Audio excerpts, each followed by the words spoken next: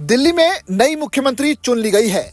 शपथ समारोह भी हो चुका है, कामकाज भी संभाल लिया गया है, लेकिन नई सीएम रेखा गुप्ता का आधिकारिक आवास कहां होगा, ये अब तक तय नहीं हो पाया है। इस परेशानी की वजह है सुर्खियों में रहने वाला शीश महल। दरअसल पिछली सरकार के दौरान पूर्व मुख्यमंत्री अरविंद केजरीवाल जिस घर में रहते थे, उसे शीश महल का नाम दिया गया। बीजेपी ने केजरीवाल पर भ्रष्टाचार का आरोप लगाया और शीश महल ने भी खूब सुर्खियां बटोरी। उसके बाद केजरीवाल ने इस्तीफा दिया तो आतिशी सीएम बनी। हालांकि वो शीश महल में नहीं रही। बाद में नई सरकार बनी तो बीजेपी ने पहले ही ऐलान कर दिया कि उनका मुख्यमंत्री शीश महल में नहीं रहेगा, जिसके बाद अब नई मुख्यमंत्री रेखा गुप्ता के आधिकारिक आवास को फाइनल करने की जद्दोजहद चल रही है। दरअसल पीडब्ल्यूडी ने दिल्ली की नई मुख्यमंत्री रेखा गुप्ता के लिए 3 आवासीय विकल्पों को चुना है। इनमें से 2 आवासीय बंगले मध्य दिल्ली में डीडीयू मार्ग पर स्थित है, जहां दिल्ली भाजपा दफ्तर और भाजपा का राष्ट्रीय मुख्यालय भी स्थित है, और तीसरा उत्तरी दिल्ली के सिविल लाइंस में राजपुर रोड पर स्थित है। अधिकारियों ने कहा कि मरम्मत के बाद इन सभी को शॉर्टलिस्ट किया गया है। इन बंगलों को हमारे आवासीय पूल से शॉर्टलिस्ट किया गया है, लेकिन अभी तक अंतिम रूप नहीं दिया गया। इन्हें नए सीएम को पेश किया जाएगा और वो अपने हिसाब से उपयुक्त घर को अंतिम रूप देने के लिए इन घरों का दौरा कर सकती हैं। अंतिम रूप दिए गए घर को सामान्य प्रशासन विभाग के माध्यम से मंजूरी दी जाएगी और आवंटित किया जाएगा।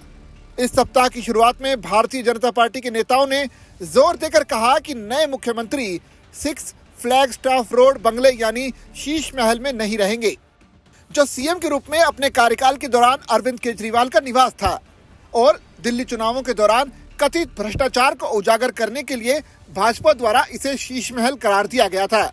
गुरुवार को सीएम गुप्ता ने भी पुष्टि की कि वो शीश महल में नहीं जाएंगी। वो वर्तमान में अपने गृह निर्वाचन क्षेत्र शालीमार बाग में अपने निजी आवास में रहती हैं। अधिकारियों ने कहा कि तीनों विकल्प सीएम को प्रदान किए जाने वाले जेड श्रेणी कवर के तहत सुरक्षा उपायों के अनुरूप है, लेकिन फिर से इसकी समीक्षा भी की जाएगी।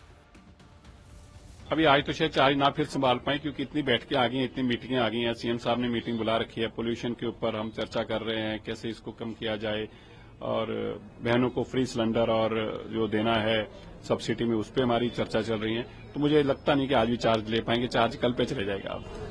कल मीटिंग हुई कैबिनेट की पहले और आतिशी का उस पर बयान दिया है। उन्होंने कहा पहली कैब महिलाओं को 2500 रुपए देने का काम पूरा करेंगे, लेकिन पहली। अरे छोड़िए, बेचारे डिप्रेशन में, आप उनको जाने दीजिए, उनको थोड़ी देर रेस्ट करने दीजिए।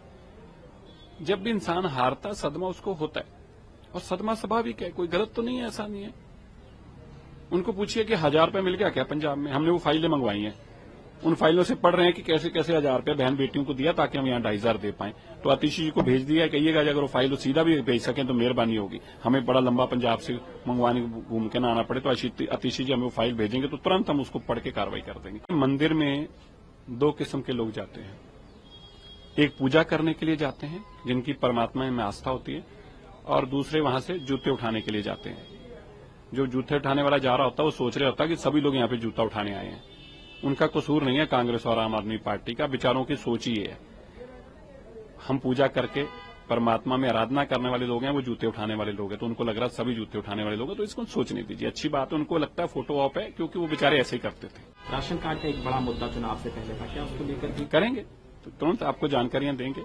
अभी ऑफिस टेक ओवर करें, और राशन कार्ड का, पोल्यूशन का, इंडस्ट्री का, बहुत सारे काम है। हमारी बहनों को सिलेंडर मुफ्त देने का, 500 रुपए में सिलेंडर देने का, ये योजना भी है, और इसके ऊपर भी बैठकें शुरू है आज से। तो आने वाले 2-4-5 दिनों में आपके पास बहुत कुछ बताने को होगा।